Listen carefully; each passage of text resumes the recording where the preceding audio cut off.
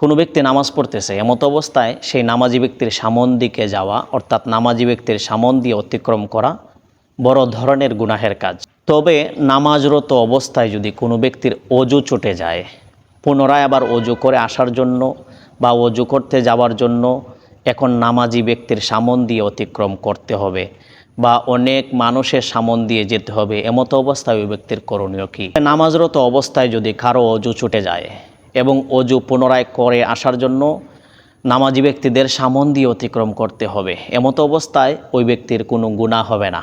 তবে অনেক সময় দেখা যায় অনেক বড় জামাত, কিন্তু অজু ছুটে যাওয়ার কারণে অনেক বড় জামাত বেদ করে অনেক মানুষের সামন দিয়ে অতিক্রম করে আসাটা এবং নামাজি ব্যক্তিদের নামাজের বিঘ্নতা ঘটে যাওয়ার আশঙ্কা থাকে। এমতো অবস্থায় ওই ব্যক্তি অজু ছুটে যাবার পরে যেখানে নামাজরত অবস্থায় ছিল সেখানে সে চুপচাপ বসে থাকবে, অর্থাৎ আর নামাজ কন্টিনিউ করার প্রয়োজন নেই।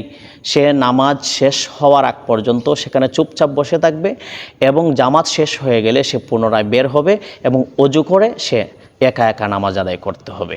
কিন্তু মানুষ না জানার কারণে, ভয়ের কারণে, লোক লজ্জার কারণে অনেক সময় ভুলবশত অনেক বড় ধরনের গুনাহ করে ফেলে।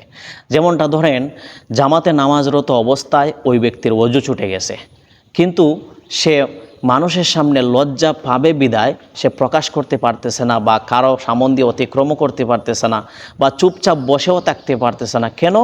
সে বসে থাকলে মানুষ বুঝে ফেলবে তার অজু ছুটে গেছে, এতে সে লজ্জা পাবে। আবার যদি সে কারো সামন দিয়ে অতিক্রম করে তাতেও মানুষ জানতে পারবে বা জেনে ফেলবে তার অজু ছুটে গেছে, এমত অবস্থায় সে লজ্জা পাবে।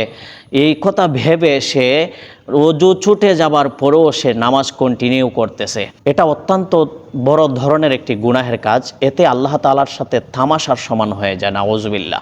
যদি আপনার অজু ছুটে যায়, এমত অবস্থায় আপনি অজু করতে না গিয়ে নামাজ কন্টিনিউ করতেছেন অজু ছাড়া, তাতে আপনি আল্লাহ তাআলার সাথে তামাশা করতেছেন, আল্লাহ তাআলাকে ধোঁকা দেওয়ার চেষ্টা করতেছেন।